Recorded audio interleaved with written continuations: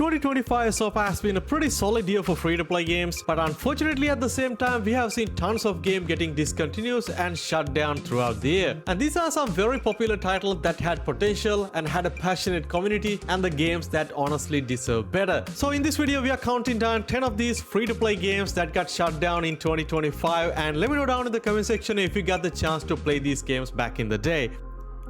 Starting with Ironsight, released back in 2019, Ironsight was a futuristic military shooter developed by Whipple Games and tried to capture that classic Black Ops 2 kind of vibe. It featured a futuristic setting, high-tech weapons, gadgets, drones, and gave you that fast-paced arcade shooter experience for completely free. But unfortunately, the problem was it could never escape that Call of Duty shadow, competing against some of the biggest franchises in the market, which is nearly impossible for a small developing team like this. It was successful for some time as a free-to-play title, but the player numbers started decline rapidly by mid-2024, averaging less than 200 concurrent players on Steam. On top of that, there were persistent issues with netcode, onboarding new players, which killed any chance of a comeback. Whipple Games announced the shutdown in May 2025, thanking all the players for their support over the years, and the servers went completely dark. I made a video a few months back giving my final regards to the game. Such a fun game to play for a very long time, and it's very sad to see it's going down like that.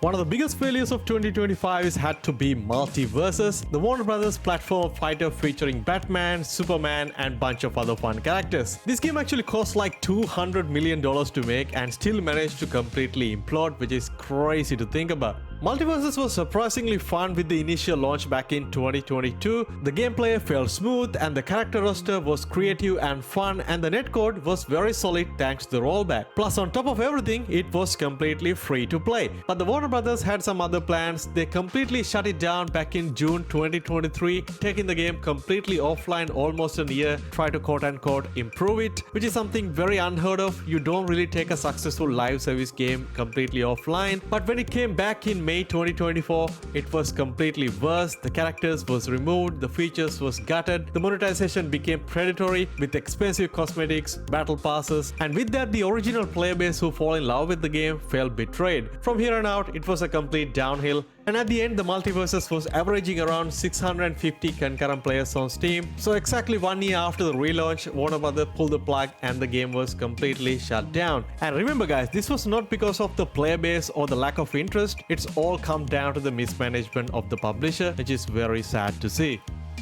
Ubisoft XDefiant was their big shot at capturing some of the Call of Duty audience, and this was an arena shooter that mixes fast-paced first-person action with faction-based abilities, pulling characters from franchises like Ghost Recon, Splinter Cell, The Division, and Far Cry. I gotta be honest, XDefiant had tons of potential. I had so much fun playing this one. I spent more than 100 hours on it. The gunplay was snappy and responsive for the most part, and the faction abilities add a bit of a tactical depth without feeling like a superhero shooter. Plus, on top of everything, the game was completely free to play with no pay to win elements. There were tons of maps and they are well designed, good amount of game modes, and you could actually tell Ubisoft put some real effort into the game. But one major factor that the game lacked was the progression. There was no real progression after you complete the battle pass. A lot of people compare this to Call of Duty, and unlocking new weapons, attachments, and skins, and let's say weapon camos was a massive grind. There wasn't really that much to unlock anyway, so after completing the battle pass, you pretty much nothing to do the whole season. So by the time June 2025 rolled around, just over an year after the launch, Ubisoft pulled the plug and the game was delisted from the stores and the servers shut down on 3rd of June. And for a game from a AAA publisher with a recognizable franchises attached, this was a complete embarrassment, and to be honest, they didn't really give enough time to the game to build its own community, and also not releasing the game on Steam as a free-to-play title was also a massive mistake in my opinion. And if you get the chance to play XDefiant back in the day, I would love to know your thoughts down in the comment section. Moving on to another awesome game that got shut down recently, and it was Dauntless. And this was Phoenix Labs' answer to Monster Hunter. It was a free-to-play, beginner-friendly take on the monster hunting genre. It was colorful, accessible, with focus on co-op. It's supposed to be that low-stake alternative that welcomed everyone. The game was genuinely good and fun to play, and even support cross-play and cross-progression across PC, PlayStation, Xbox, and even on Nintendo Switch. But unfortunately, in 2023, the Phoenix Lab was quietly acquired acquired by Forte Labs, which is a blockchain and a cryptocurrency company. And throughout 2024, the studio was hit multiple waves of layoffs, shredding over 100 employees. And in December 2024, the game came in with its Awakening update, and it was a complete disaster. And this update effectively reset player progression, removed craftable weapons, and replaced them with a monetized heavy system. The players who spent hundreds of hours grinding had their progression wiped, and the game was review-bombed into oblivion on Steam. Then after 1 month later, in January 2025, the majority of the studio was laid off, and finally on May 29, 2025, the Dauntless went completely offline forever. 6 years of game packed with the 15 million players, destroyed by corporate greed and terrible management decision. If any game on the list shut down too soon, it was Dauntless, and it honestly didn't deserve an ending like this. Alright, next up we got Vampire the Masquerade Bloodhunt, and this was Sharkmove's attempt to mix the Vampire Masquerade universe with a Battle Royale gameplay set in the beautifully recrafted Prague and let you play as different vampire clans, each with unique powers. I remember at launch the game was incredibly popular and a very well polished game. It had a very unique gameplay loop, a solid gunplay, and visually very impressive. But unfortunately I felt like the game never found its audience. Despite positive reviews and genuinely unique gameplay, Battle Royale is a very brutal market. Any players who are interested in Battle Royale concept are already invested in big titles like Fortnite, Apex and Warzone, so getting them switched to a new game was nearly impossible. And at the same time, I didn't feel like the developers didn't push any major content update to the game, which is kind of disappointing. The game launched into early access in September 2021 and full release on 2022, but by the time 2023 came, the player count was declining rapidly. And about a month ago, they finally announced they're going to shut down all servers to the game by April 2026. That means you can technically still download and play the game on official servers, and it is very sad to see another awesome game going down like this. Alright, moving on to a very old awesome first-person shooter that I used to play a lot back in the day, and that is Blacklight Retribution. I don't know how many of you guys knew about this game. This is one of the first actual free-to-play shooter games launched on Steam, and it had a pretty good run. And nearly after 12 years later, we are finally saying goodbye to it. And this game was way ahead of its time, bringing that futuristic combat with insane customization, plus a very unique gameplay twist. But to be honest, the game had been dying slowly for years now, and the PC servers were actually shut down back in 2019 because the player count just wasn't there anymore. PlayStation kept it on live support, but in January 2025, it was finally delisted from the store, and in August 2025, the final servers went completely shut down.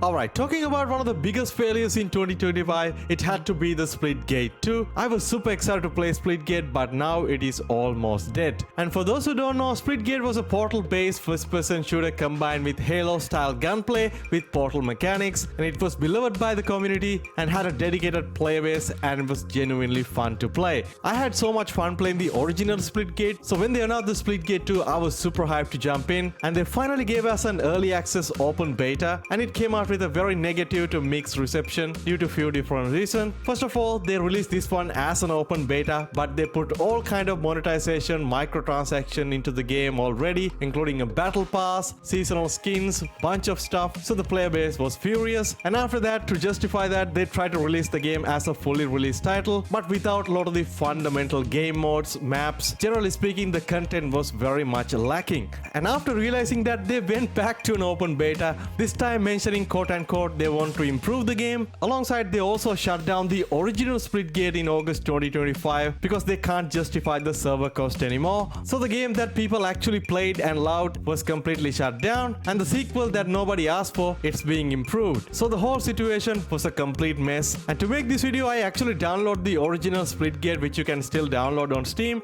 but all the official servers are completely gone now. There are only few community servers left with few game modes. Plus the sad thing is the Splitgate 2 is already in a pretty bad state. Now it's only having about 150 people playing on Steam, which is crazy to think about. So the whole situation is a complete mess. If you ever got the chance to play any of these games, I would love to know your thoughts down in the comment section.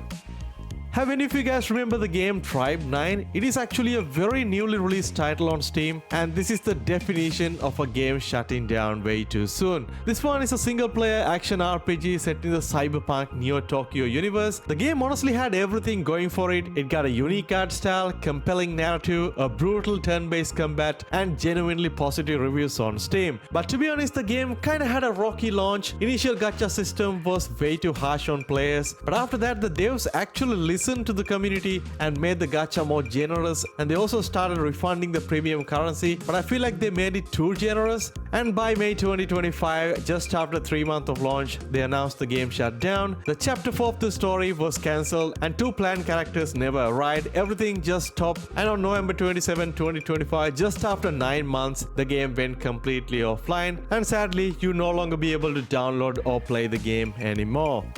Another free game that's sad to see go down in 2025 is none other than Royale Reforged. This was a really fun arcade battle royale that actually stood out in the crowded market. Set in the same universe as Paladins, it mixes class-based gameplay with forging mechanics and magical abilities. The initial launches happened way back in 2018 alongside all the popular battle royales like PUBG and Fortnite, and honestly the game had a pretty good run. Even in 2022 they reforged it, bringing back some of the features that people actually love. But unfortunately, around October 2024, the Hi-Res Studios went through some major internal recognition, deciding to focus almost entirely on their other free-to-play title, which is Might 2, and the Royale Reforged was averaging only around few hundred people at the time, so it's simply not enough to justify continued support. So on October 17, 2025, all the servers went completely offline. Now you no longer be able to play or download the game anymore. If you ever got the chance to play this awesome battle royale, please share some of your memories down in the comment section.